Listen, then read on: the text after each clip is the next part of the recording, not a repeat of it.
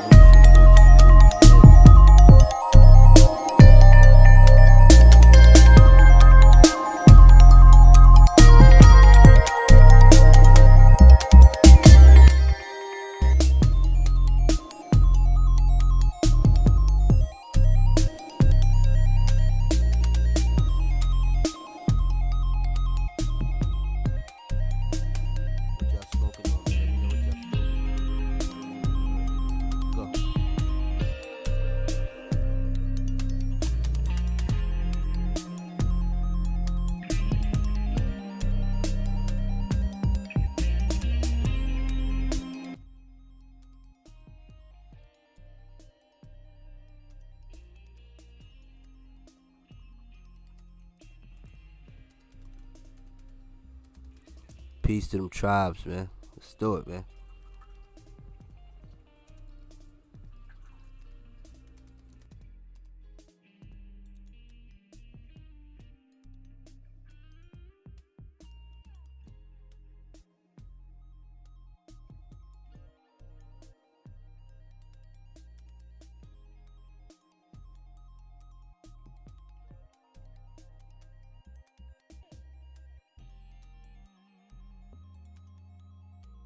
Another day, another dollar, man. We here, man. Let's go.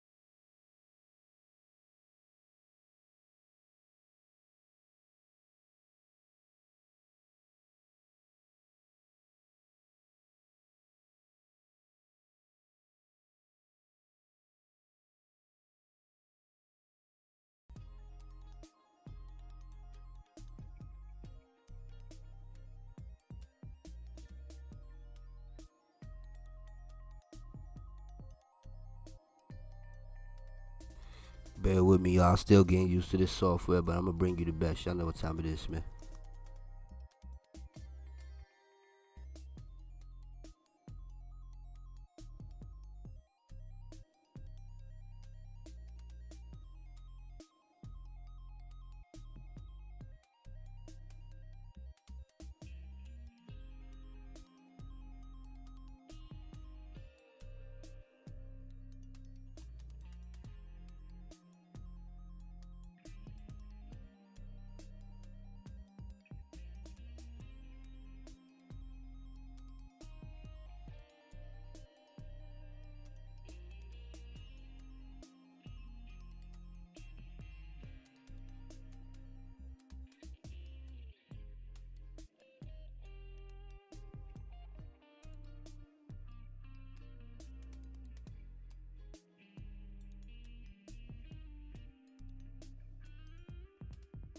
Yo, shout out to the ancestors, man. Shout out to everybody that's doing what they're supposed to be doing, man. It's good to be amongst y'all, man. Once again, man, we in the building, man. Let's go, man.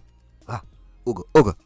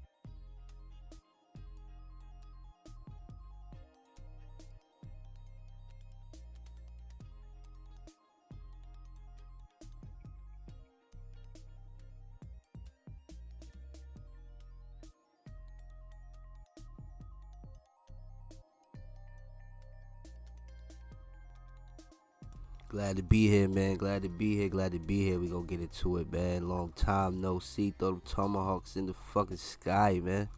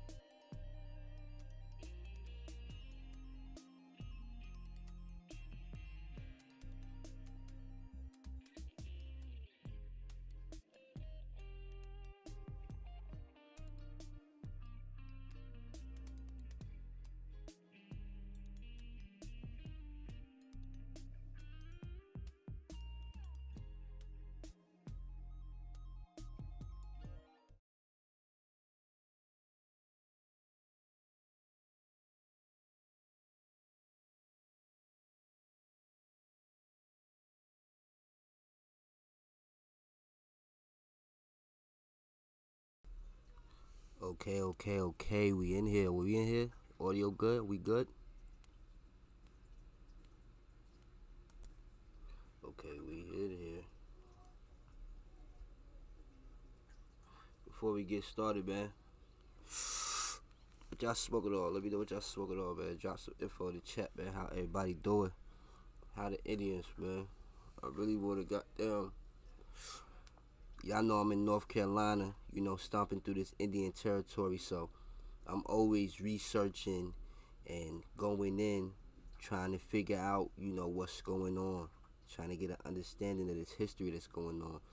And I know a lot of people haven't heard of, the different tribes, because there's many tribes not really caring about where they came from and who did what first, and we not on that type time over here, man.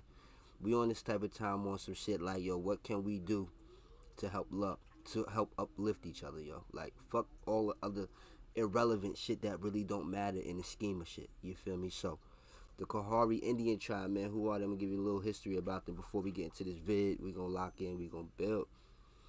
About the people. The present population of the Coharie Indian Tribe is located in the southeastern region of the state of North Carolina in the counties of Harnett and Sampson. I stomp through them all the time. The Coharies descended from the aboriginal tribe of the Neusiok Indian. I don't know, y'all gotta figure that out. I don't know I butchered that. I already know. The current tribal roll has 3,032 members, with approximately 20% of the Coharies to move to their present location between 1729 and 1746. Since this date, they have lived continuously as Indian tribes at or around the Little Coharie River. Been to that river before. Fished there. According to legends, when Coharie mothers heard strangers approaching their village, they gathered their children and softly whispered "shh" to quiet them until the strangers passed. You can hear the same sound today as the wind blows through the whispering pines. If you want to hear more information, I done dropped some information in the chat, some resources in the chat for you. Click those links, man. Click those resources, man, and get to it. But that's just a little bit of history, man. I had the luxury of meeting a sister that spoke about this not too long ago in the gas station. I seen a shirt she had on, had some Indian a signal on it. So I was like, yo, you know me, I'm always gonna ask questions. I asked, yo, what's going on? And she brought this up, and I'm like, yo, hold on. You feel me? And through her, some things is about to go down. So, like I said, man, the ancestors are working. I'm grateful. I'm appreciative. Hopefully I'm doing the task, accordingly as they would see fit. But once again, man, you in here, man, with your boy Chief Nedja, man, aka, man, you might heard of me before, man. It go, you know how it go, man. But like I said, man, I'm just excited, man, to be here. We back up, man. We done made it through the struggle, and we just here to learn, man. I'm just here to get his knowledge, man. I fell off for a little while and got caught up in some of the, things that was going on, and at the end of the day, we moving forward. You feel me? So, without further ado, man, let me introduce y'all to the Coharie tribe. Like I said, got some some content for y'all coming, yo, and I'm gonna bless it, and we gonna do it in 8K. Man, I'm really trying to do some things. I had to, really step back and reassess myself and my movements. You understand me? And it's cool if people don't understand everything that you're doing. Just show through your actions what it is. You feel me? You feel me? So we gonna get into this, man, without further ado, man. Let them speak it, man. Y'all get an understanding, man. Let knowledge, let one hand wash the other, Don't let your ego and your curiosity kill you, bro. You feel me? If the stream is looking kind of blurry, yo, you might have to go in your settings and turn your settings up, man.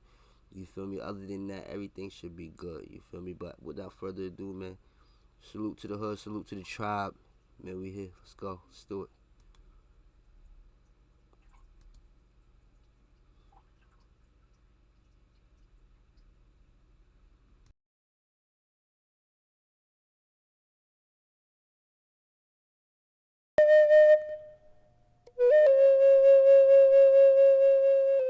To my ancestors, I hear your voices, I feel your presence, I know your pain. I acknowledge your existence, I know you are with me, ever present. You give me strength when I think I have nothing left to give.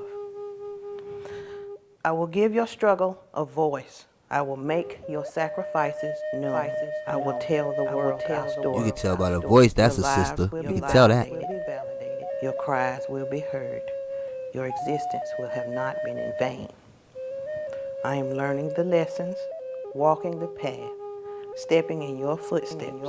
I am see some hearing familiar your faces. call. Y'all see some I will familiar faces in revive there. Come on now. our song, our Come on now. our ceremonies, our dances. This will be passed on for future generations to share. We will survive. We did survive. I do this. I carry this bundle to honor you.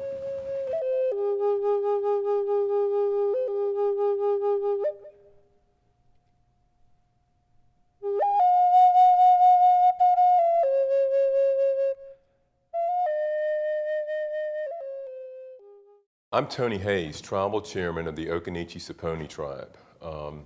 We want to welcome you to Occaneechi land. The Occaneechi are located primarily in Alamance, Orange, and Caswell County. We've approximately got a membership base on our tribal rolls of a little over 900. We're pretty excited. We just broke the 900 mark. We've always talked about being the smallest tribe in North Carolina, and I think we're coming close to a couple of the other tribes. The Occaneechi are what I consider a very progressive people and a very aggressive tribe, from the standpoint that even though we're small, we feel like that we use our smallness to our advantage. We feel we're very nimble in getting things done. We have embarked on a couple of really exciting projects in the last couple of years.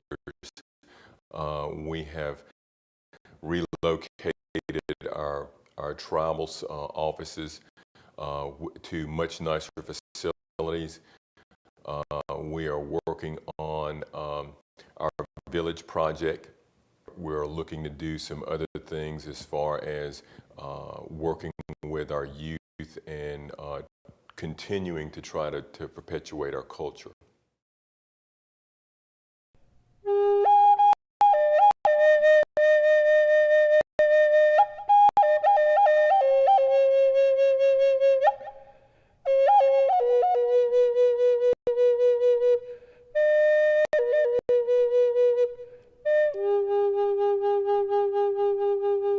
Well, the ancestors of the Occaneechi band of the Saponi Nation originally came out of the Ohio River Valley area, migrating down into the Carolinas, into the Piedmont area of Virginia and North Carolina. They were the ancestors of people like the Tutelo, the Sisbaha, the Occaneechi, and the Saponi.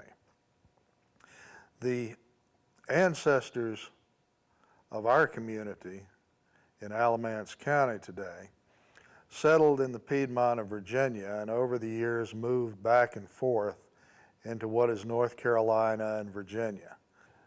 In 1676, they were living around present-day Clarksville, Virginia, on a series of islands in the Roanoke River. During Nathaniel Bacon's rebellion in 1676, the Occaneechi were defeated in battle and subsequently scattered. Some of them moved down into what is now Orange County, North Carolina, settled along the Eno River. In 1701, John Lawson, an English explorer, found them at what he called Occaneechi Town and visited them for a while. After 1701, there were a series of movements by the tribe back up into Virginia, back down into North Carolina, at certain times even staying with the Catawbas down in what is now Rock Hill, South Carolina.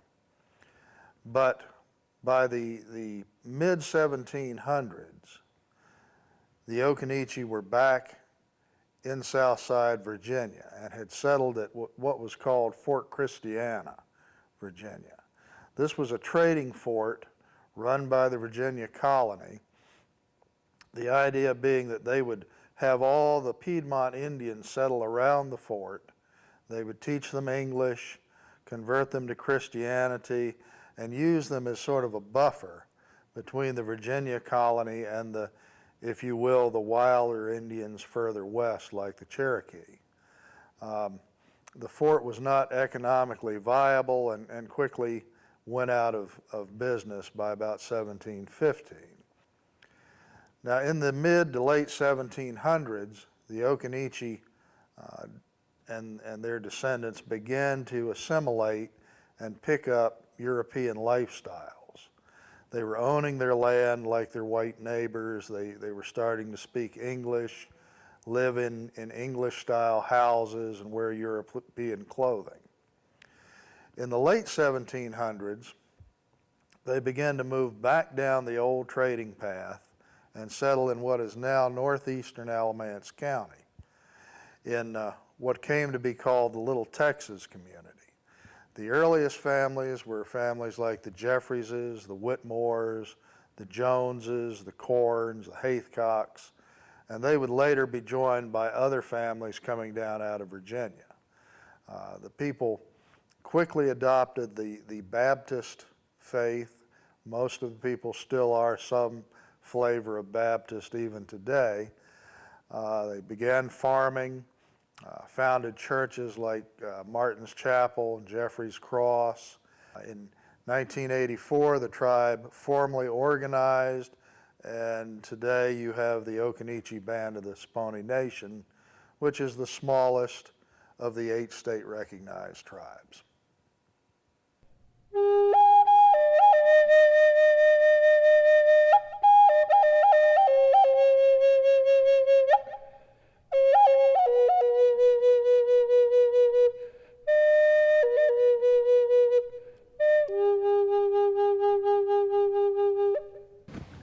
Meku, Hinigu, Kana Habnin, Tabuntetska, Hinigu, Yesa, Hinigu, Occaneechi. Greetings, I am Morning Star. I am Yesa, I am Occaneechi. I am also Vivette Jeffries Logan, Tribal Council member of the Occaneechi Band of Saponee Nation. Churches and the adoption of Christianity for us, for our community, for my community, meant the survival of my people.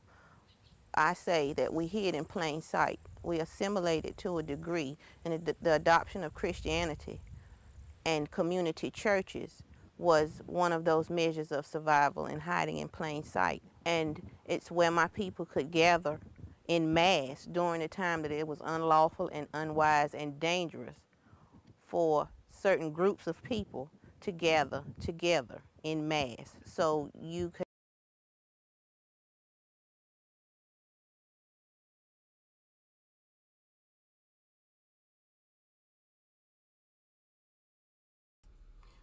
Yo, that's why this religion thing play a major part, bro.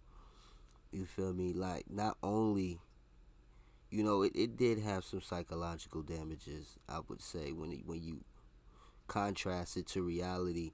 But a lot of these things was escapes for a lot of individuals, man. It was a way, like she said, to assimilate, to hide, to adjust. You feel me? To the conditions that they was going through, because you got to remember that there was once a time, just like there was once a time that being black could get you killed. There was once upon a time too when claiming to be Indian would get your head blowed off, get your neck slit. You feel what I'm saying? So, like she said, a lot of definitely when you coming from a woman's standpoint, you know that their job is to preserve. This is their nature. This is the community, the children. Like this is what they care about. You feel me? So they would go to whatever extremes they would have to.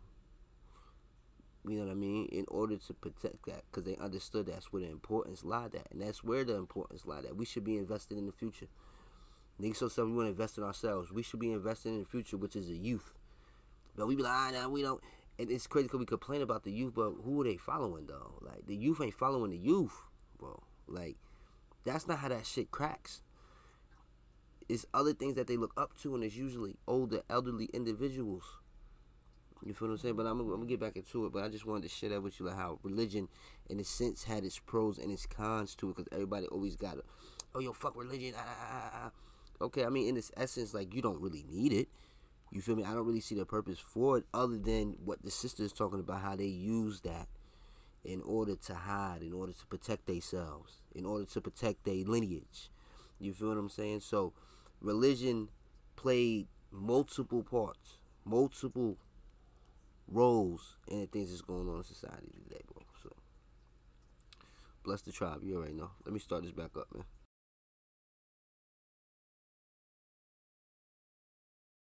Could use the church as information dissemination as well as community gatherings. Churches are a viable part. They're still a viable part of our community because it's where we still come together, be it for fish fries, baby showers, worship, and you still get information from the church, so it's still a part of our community. It's the hub of our community because of how it was created. And the graveyard, because we are a people of oral tradition, we didn't write down things. And so the graveyard and the headstones on the graveyard are a record of our people, and it's also where our people are buried. But even in this land is the bones of my ancestors. But being able to look back and have a written record, a documented record.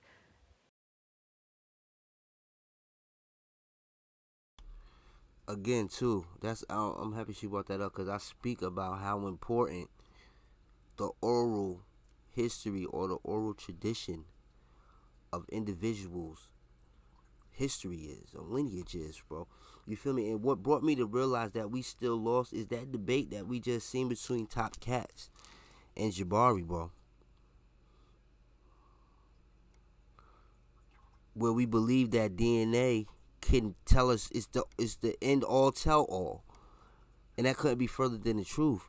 Remember, once I told you that the major part of understanding your lineage, your genealogy, is the oral tradition. This is why our ancestors fought so hard to protect the oral aspect of our tradition, because some things, like the sister said, don't need to be written down. You feel me? Doesn't need to be for public display, because everybody's not worthy. You feel me? So this goes to show you the importance of the oral aspect of your history, yo. You gotta figure out what aligns with you. This ain't no this shit is so critical. You gotta be so calculative. This ain't no getting where you fit in. This is you gotta figure out what really fits for you. Like, what's really going on with you. Nobody's one journey is going to be the same. You have to understand that. Because I see a lot of people get up here and they want their journey to be like sister journey and brother journey. And like, what's your journey, bro? What's your issue? That's the importance of this all, bro. You feel me? And that's what a lot of people lack that I run into. Because I don't lack that. I understand what I am. I rock what I am. I don't give a fuck what nobody say. It is what it is. You feel some type of way to make it up so it can get stuck. But at the end of the day, I understand that some people are not going to go hard. But the more you know, the more of a passion that you have for something, the harder you'll go. This is why I have no sympathy. I don't care how dark your skin is, how pale your skin is. For people that have no passion for what it is they claim they love. So what? What are we supposed to do? Pat you on your wrist for that? On your hand for that? On your back for that? So it's like we got to get rid of the disingenuity that exists within this so-called community, black community, Indian community. I don't care what banner you run behind and try to hide, because that's what most people are doing right now. Running behind banners and hiding, bro. You feel me? So, like, let me get back into it, man. Bless the. It's about identity. It's about community. You know where you come from. And like I said earlier, it gives you roots. It gives you a foundation. And once you know who you are and where you come from, there's no ceiling on anything that you can do. But churches were important, and they still are important. In Pleasant Grove, this is where we are right now in our community, we have two primary churches. From the early 1900s, we have Martin's Chapel, which this is Martin's Chapel, and we have Jeffrey's Cross, which is approximately 1.5 miles down the road. The membership of both churches has been predominantly American Indian or attended by people from my community and my core families since the early 1900s when these churches were established. At this church, our community cemetery stands, which has been in existence for more than 150 years. The people that are buried in our community cemetery are my ancestors and our core family members.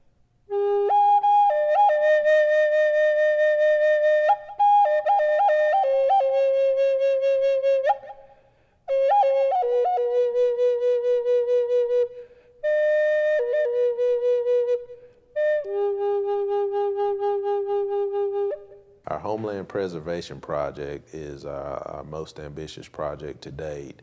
Our Homeland Preservation Project is going to incorporate the pre-contact village that we relocated from Hillsborough, North Carolina to our land in Pleasant Grove. The village is complete. Peace to the tribe, peace to the tribe. Y'all know the vibes, man. Let's do it, man. Run them lights up, man. Let's do it, man. Don't dislike it. Don't matter.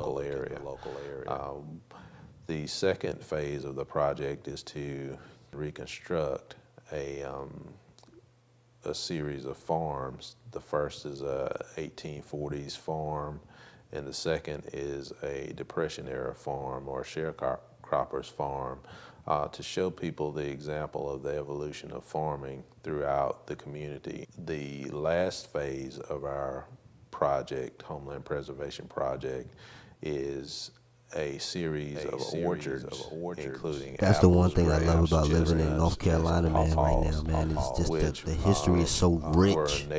Bro, I got some shit coming for y'all, man. I'm about to blow y'all mind. Now the apples were introduced. However, we're specifically leaning toward planting heirloom apples and apple trees so people can understand that those type of apples really proliferated throughout the communities back from contact era in the 14 and 1500s all the way up to the mid-30s. This is a portion of the Homeland Project that we have here, and this is a replica of a 16th century village. This is where our school groups will be coming up at the powwow grounds and also across the bridge down here, the wetland.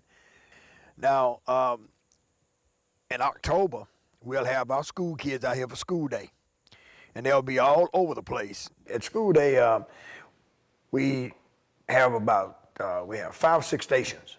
They'll come in and the schools will split up. We have a station for dance and drum. We have a station of hunting skills, cooking, and they go into the village, and we have history there. So the school kids, the school children are able to come in and find out that Indians are still here. They're in the school systems, they're in the banks, they're everywhere. And this gives the children an idea that Indians are not just out west and in Cherokee. And that we are here in Alamance County and have been here since day one. And so this gives us an opportunity, even for our our children, to have pride in what we are doing. And the children now in the tribe are coming out. I've noticed in the last 2 or 3 years, our children are coming out. They're wanting to get in there and learn. They want to learn about primitive skills and weapons and what I do. And also about dance. And they're learning the language. And there, at our museum and the cultural center, when we get it built, we'll be teaching classes there. We started powwows in '84, and then we up in Mebane and out in what we call the Red Land. And then we moved them into Hillsboro. We were able to grow there. We grew pretty nice there. And then that was not our land, and so Hillsboro is changing. Hillsboro is changing, progress. And so then we moved into our homeland and we're doing powwows there now.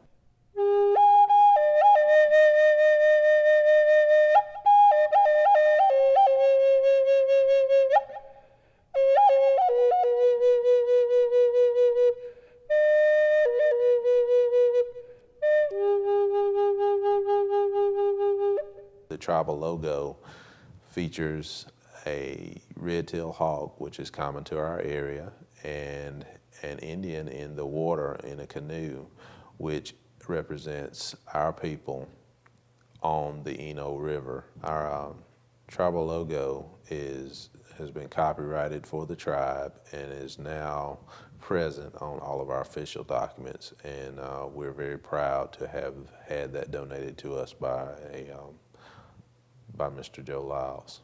The official mosaic tile of the tribal logo is now housed in the Orange County Government Center in Hillsboro, North Carolina, not only for representation of our former village in Hillsboro, but in partnership with the Orange County government and for safekeeping for us until we get our building, our tribal center completed. Our tribal governments with the Occaneechi Band of Saponi Nation is set up of 9 members with 4 executive officers. Those are elected every 4 years. We have a tribal chair, we have a tribal vice chairman, and we have a treasurer and an executive secretary. We basically meet once a month. We discuss everything and anything that has to do with tribal business. Our meetings are open to the public and open especially to our tribal members. We are working really hard to have an open door policy and make sure that all our tribal members feel like that they're a part of the tribe, a viable working part of the tribe. From a government standpoint, I think it works well. That way, the decisions that the tribal council makes are decisions that basically are true decisions that are supported by the people.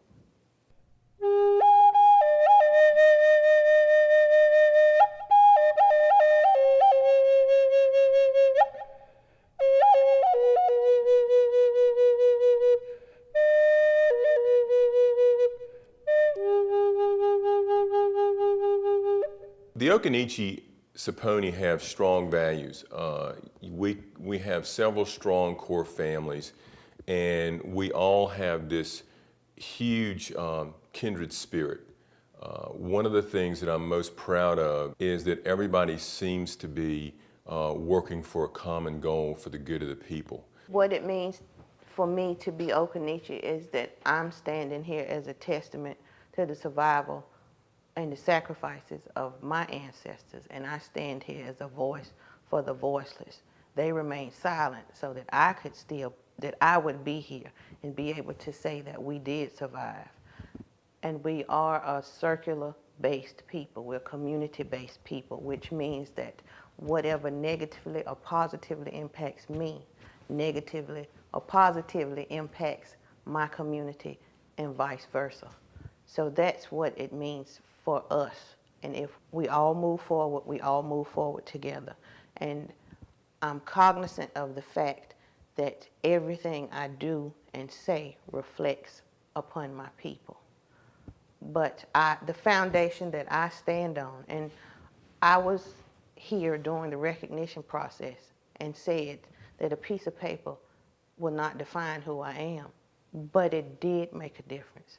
It's like I'm not a tree floating out in the atmosphere anymore. I have roots. I have a foundation. And once you have a foundation and you know where you come from, there's no stopping the growth. And so that's why I speak for my people. The main thing that I consider as part of the values and our culture that we value the most, and that's given me my identity, is my elders, my grandparents. I grew up in a home with my parents, but it was my grandparents' home. And they made the decisions pretty much for everything, especially when it considered me. I remember one incident where I used to have real long hair. It almost so long I could sit on it. And I wanted to cut it because I was a teenager and I wanted to be like the other kids at my school. And it wasn't my parents I would talk to, it would be my grandparents because they were the head of the household. And they made major decisions, and cutting my hair was a major decision. Because part of our culture, you know, having long hair is something that the women should have. So I went to my grandmother and I asked her. And she said it was okay. And I remember this because I was 13. I was scared about my father's reaction, so for a whole week I went with those giant soda bottle rollers in my hair. But when we came back from church one day, that following week, he saw my short hair and he went ballistic. That's not the way things should be. This is our culture. You should have long hair. And my grandmother raised her hand and said, stop. I said she could cut her hair. And it was never spoken about again. So the grandparents are our foundation for our culture and who we are. My grandmother taught me and talked to me about the herbs and stuff. And I remember one time her going into the woods and I was sick and getting stuff and I was drinking it. It was the worst tasting thing in the world, but it made my throat better because I remember growing up, I didn't go to the doctor that much. So our grandparents, our elders, have so much wealth of information that even today I wished I had have learned more from them. But if we don't value our elders and learn from them, we are going to lose our identity. You can just sit with your grandparents and listen to stories that they tell. My grandfather was a World War I veteran, and he would tell us stories about that and how he worked with the black soldiers because a black soldier at that time couldn't lead the group. But being in World War I, he was labeled as white, and so he could lead the troop and stuff.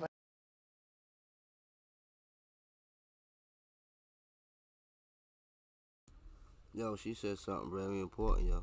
If we don't respect the elders, man, we gonna lose our identity, bro. I've been saying this shit for anybody that know me, deal with me, know how I give it up. I've been saying this shit for the longest, bro. And she's 100% right, bro. This bridge, this gap that's in between the youth and the elders, like she spoke of, bro. And it wasn't as critical as what she's speaking of, because my grandparents wasn't the head of my actual household. You feel me? But I can understand the authority and influence that they did have. You feel me? And like she said, also the wealth of knowledge. You feel me? Like, we put ourselves in situations, bro, because we lack the knowledge, bro. Like she said, we don't need to be going to doctors, really, bro. We walk past stuff every day that can cure the common cold, and we've been trained and taught to go to the pharmacy, go get something from behind the counter, go get that man's opinion because he got this type of paperwork and that type of paperwork, and he passed these classes and he passed those classes. You feel me? But what she said right then is very critical, yo. Very critical, because that's what you see happening today. You feel me? And if we don't bridge that gap, this that we doing, everything that we doing or we think we doing, it's going to be for naught. It's going to be for nothing. It's not going to work, bro. You feel me? Because it takes the unity of the two, bro. Because the elders are the teachers. The youth are the protectors of the elders. You understand me? Like, nothing should be happening to the elders at all. Not the slightest thing. Because of the protection and the influence of the youth. that they have over those elders. But we have no respect for our elders. We don't care about our elders. You feel me? We so modern day minded. It's dog eat dog. Everywhere you look. And nobody can deny this fact. We will. Because as humans, we don't really want to take accountability. But it is what it is, man. Bless your tribe, man.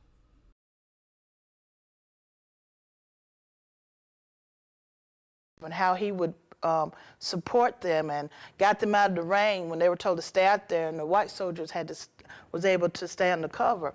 And there just so much rich heritage and culture and stories that made me proud of being Native American, an American Indian. And it's all came through my grandparents.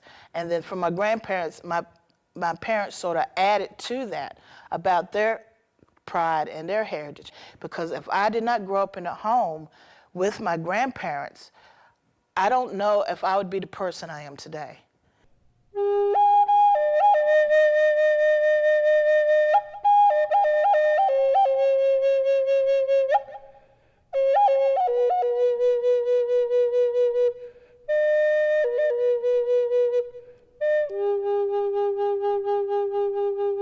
Here with the Occaneechi Band of Saponi Nation, our scholarship is the G.C. and Ruth Whitmore Memorial Scholarship. Our scholarship committee, we usually hand out one scholarship per year of $500. If we have more funds, we will hand out more than that, and we're looking to do that in our future plans. We have several fundraiser initiatives out there. One in particular is our cookbook that provides ongoing and continuous funding. Another initiative that we do is a raffle that is more of a just a one-time shot deal, in which that makes a lot of money very quickly. And it's been an effective fundraiser too. That actually helped us one year to be able to give out 2 scholarships. Our scholarship program is a program that has a set criteria. There's an application process. There's also an essay that is written. In addition to, we look at the applicant's tribal involvement with Indian events, not only with our tribe, but other things that they may have an interest in when it comes to their Indian heritage. We are still here. What does it mean to be a descendant of one of the nation's original atrocities?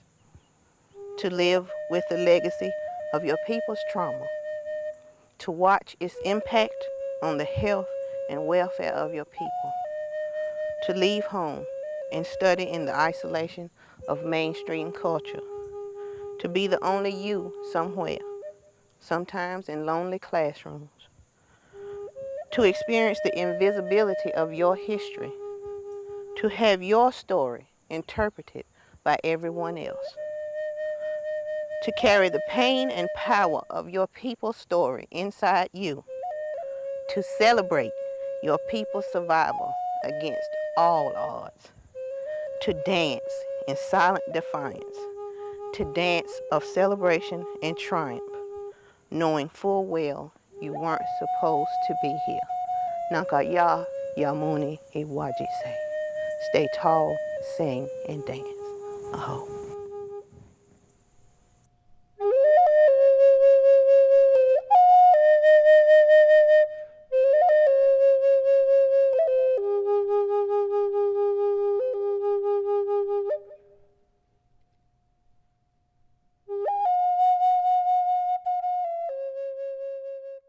In closing, I would like to thank you for being here today. I hope that on this journey of education about the Occaneechi, that you've learned some valuable things about our tribe. The Occaneechi, again, are a very proud people. We're a very resourceful people, and we are very community oriented, and we would like to thank you from the bottom of our hearts for being here on our tribal grounds today. Yo, hey, yo, hey, hey.